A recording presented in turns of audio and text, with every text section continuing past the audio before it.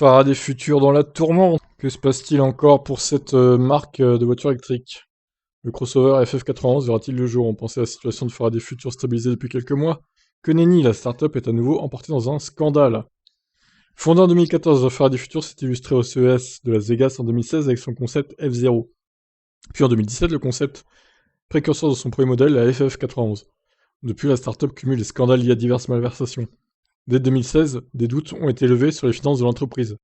Depuis, entre les difficultés financières du fondateur Jia Yauting et les conflits avec divers investisseurs, dont Evergrande, Faraday Future a frôlé la faillite.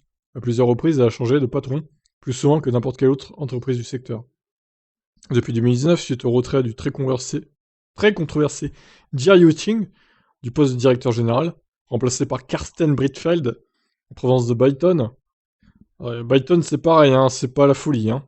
Les choses semblaient se stabiliser, et on pouvait même commencer à croire que la FF91, qui semble plutôt intéressante, pourrait finalement être mise sur le marché. Même si on perd patience, puisqu'elle est annoncée depuis près de 2 ans, comme en instance d'entrée en production. Mais après tout, la Lucid Air a bien failli ne pas voir le jour. En novembre dernier, peu après son introduction en bourse via un processus accéléré SPAC sous le code FFIE, Faraday Future a été accusé d'être une arnaque par un vendeur à découvert. L'entreprise a alors ouvert une enquête qui débouche aujourd'hui sur ce nouveau scandale qui vient ternir encore son image.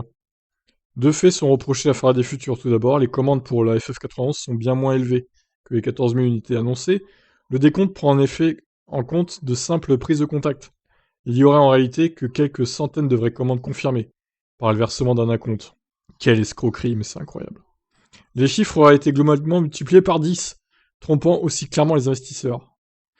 Et si ça se trouve, le Cybertruck c'était pareil. Ah, je balance ça comme ça, un pavé dans la mare. Musk a menti, il n'y a pas 1,3 million de précommandes. 1,3 million de précommandes pour le Cybertruck, il n'y en a que 130 000. Bim! Scandale! Drama! Non, je rigole. Je pense pas qu'il ait fait ça, Elon. Mais ce qui semble perturber le plus ces derniers, ce n'est pas cette petite erreur comptable. Le rôle joué par Jia Yueting agace plus, officiellement simplement Chief Product Officer, soit responsable du plan produit, il jouerait en réalité un rôle plus important. Pour l'heure, le fusible se nomme Brian Krolicki, président du conseil d'administration. Les salaires de Karsten Breitfeld et de Jia Yueting sont diminués de 25%. Surtout s'ils sont placés sous la tutelle de Sue Svensson, nommé à la tête du conseil et doté d'un rôle exécutif, avec pour mission de remettre le fonctionnement. Non, mais ça va faire faillite, ça, c'est sûr. Ça va dégager assez vite, hein. Faraday Future, ça passe pas l'année, moi, je pense. D'ici fin 2022, c'est mort. Hein. Voilà mon pari. Bon, bah voilà, on verra ça, je vous laisse réagir. Qu'est-ce que vous en pensez de cette marque? Ciao, ciao.